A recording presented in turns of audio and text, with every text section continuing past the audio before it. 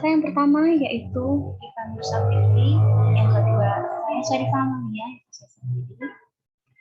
Yang ketiga itu ada Ade Irawan, yang keempat Rizky Ferianto, yang kelima Fadji Kusumaningrum, yang keenam ada Yoni Amelia, yang ketujuh Rizka Fauziah Anis Marziza, dan yang kedelapan Sita Rusmi Mujiono Tias.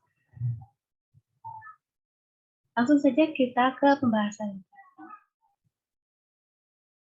Di sini pendahuluan ruang lingkup isu kontemporer dalam akuntansi yang akan kita bahas dalam kesempatan ini itu ada pelaporan tanggung jawab sosial dan lingkungan serta pelaporan berkelanjutan.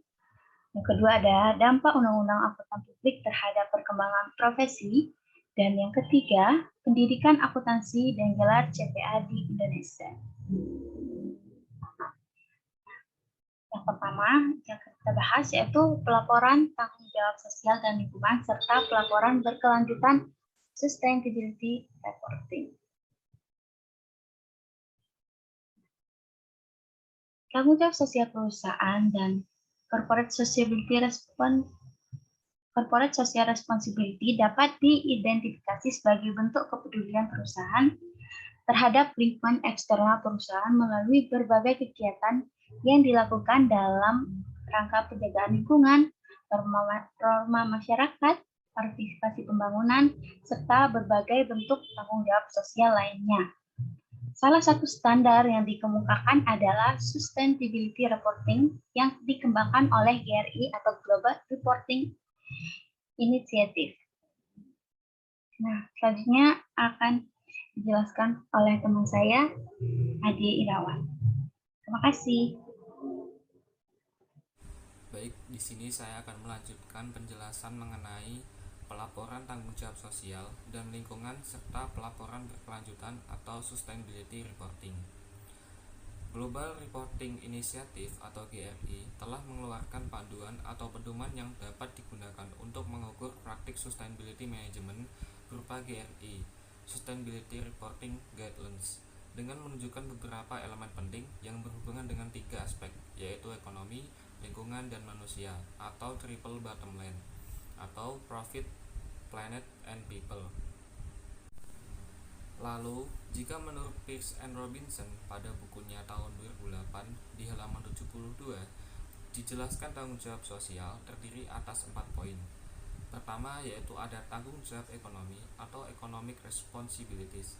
Yang kedua, ada tanggung jawab hukum atau legal responsibilities.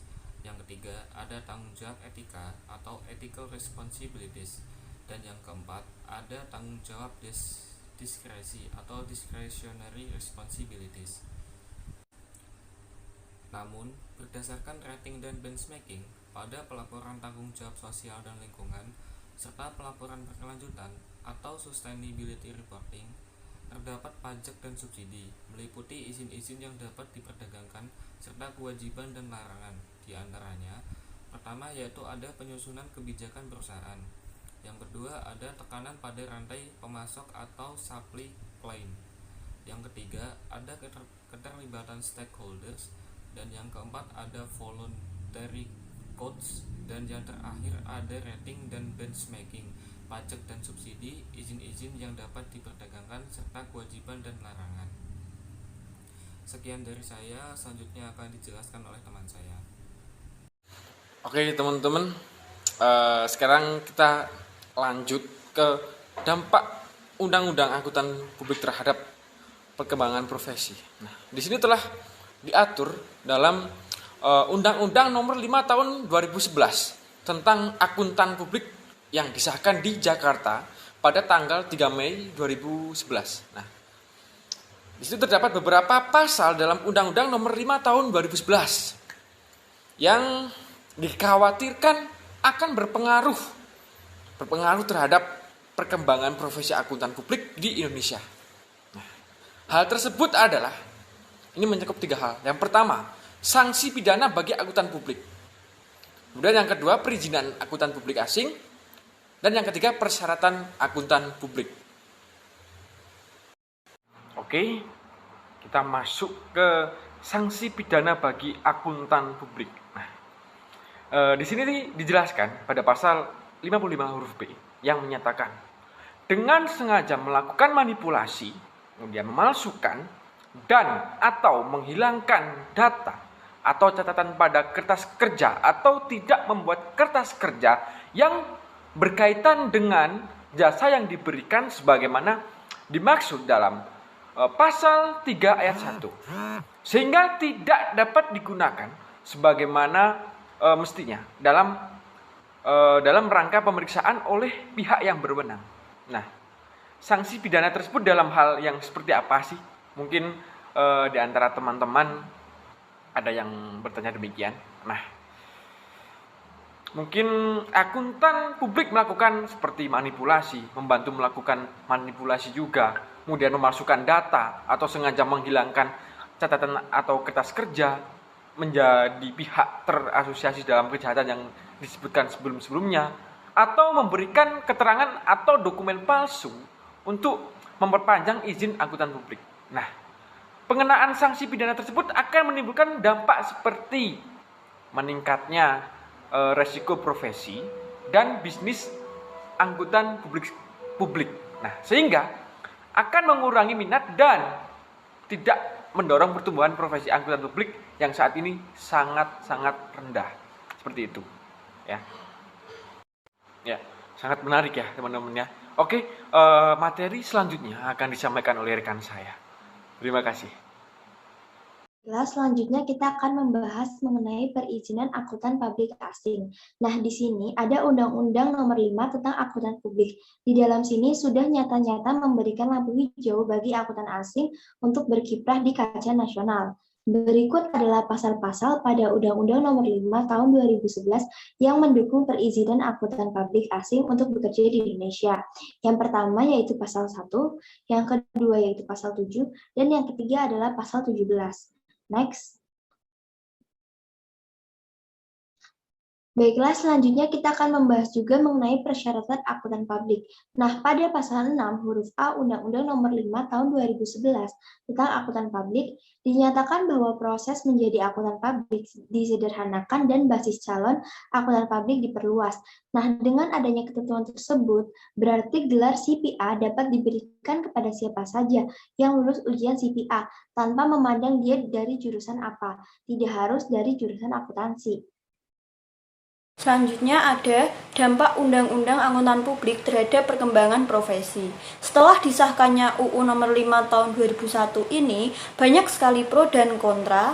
Hal ini dikarenakan banyak sekali terdapat pasal-pasal yang mematikan profesi angkutan publik di Indonesia, di mana dalam undang-undang memuat pasal-pasal yang membuka kesempatan masuknya akuntan asing yang akan dengan mudah menggali dan mengambil data-data perekonomian dan rahasia negara, sehingga berpotensi merugikan perekonomian dan membahayakan keamanan negara. Lalu di sisi lain, terdapat nilai positif di mana para auditor telah cukup lama menantikan adanya payung hukum tertinggi untuk mengatur dan melindungi profesi auditor swasta ini. Lalu di next slide ada pendidikan akuntansi dan gelar CPA di Indonesia. Aktivitas yang berkaitan dengan pendidikan akuntansi mempunyai beberapa sasaran, antara lain yang pertama ada tersusunnya blueprint pendidikan akuntansi meliputi seluruh jenjang pendidikan akuntansi. Lalu yang kedua, masuknya ujian sertifikasi akuntan publik atau USAP dan ujian sertifikasi akuntan manajemen atau USAM sebagai jenjang sertifikasi. Lalu, meningkatnya jumlah penyelenggara dan mutu PPA. Selanjutnya, peningkatan jumlah dan mutu penyelenggara pendidikan magister dan dokter akuntansi. Lalu yang terakhir ada peningkatan serta peran IAI dalam pengembangan pendidikan akuntansi, khususnya menyangkut penyampaian standar kompetensi akuntansi pada semua jenjang pendidikan. Selanjutnya akan dijelaskan oleh rekan saya. Terima kasih. Assalamualaikum warahmatullahi wabarakatuh. Di sini saya akan melanjutkan penjelasan teman saya terkait bab perkembangan dan isu-isu akuntansi kontemporer. Saya akan menjelaskan tentang Certified Public Accountant atau CPA di Indonesia. Akuntan publik adalah akuntan yang telah memperoleh izin dari Menteri Keuangan untuk memberikan jasa akuntan publik di Indonesia. Ketentuan mengenai akuntan publik di Indonesia diatur dalam Undang-Undang Republik Indonesia Nomor 5 Tahun 2011 tentang akuntan publik dan Peraturan Menteri Keuangan Nomor 17/PMK.01/2008 tentang jasa akuntan publik. Setiap akuntan publik wajib menjadi anggota Institut Akuntan Publik Indonesia atau IAPI, asosiasi profesi yang diakui oleh pemerintah. Lalu bagaimana menjadi akuntan publik? Untuk menjadi akuntan publik perlu beberapa syarat, diantaranya yaitu yang pertama memperoleh register negara untuk akuntan yang diadakan oleh Kementerian Keuangan. Syarat ini tidak dicantumkan dalam Undang-Undang AP. Lalu yang kedua yaitu lulus ujian sertifikasi akuntan publik atau USAP dengan 4 mata ujian dalam 2 tahun. Kemudian menjadi akuntan publik dengan memenuhi persyaratan tambahan seperti pengalaman audit, menjadi anggota di API, dan lain-lain.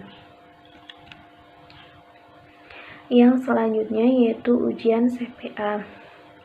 Ujian CPA terdiri dari 4 mata ujian, yaitu yang pertama yaitu akuntansi dan pelaporan keuangan atau APK, yang kedua auditing dan assurance atau AAS, yang ketiga akuntansi manajemen, manajemen keuangan dan sistem informasi atau AMSI, dan yang keempat yaitu lingkungan bisnis, hukum komersial dan perpajakan atau LBHP. Untuk waktu pengerjaannya atau durasinya, yang pertama yaitu akuntansi dan pelaporan keuangan atau APK 4 jam. Yang kedua auditing dan assurance atau AAS, waktunya 4 jam. Yang ketiga akuntansi manajemen, manajemen keuangan dan sistem informasi atau AMSI, waktu 3 jam. Dan yang terakhir atau keempat, lingkungan bisnis, hukum komersial dan perpajakan atau LBHP, waktunya 3 jam. Jadi jumlah waktunya yaitu 14 jam.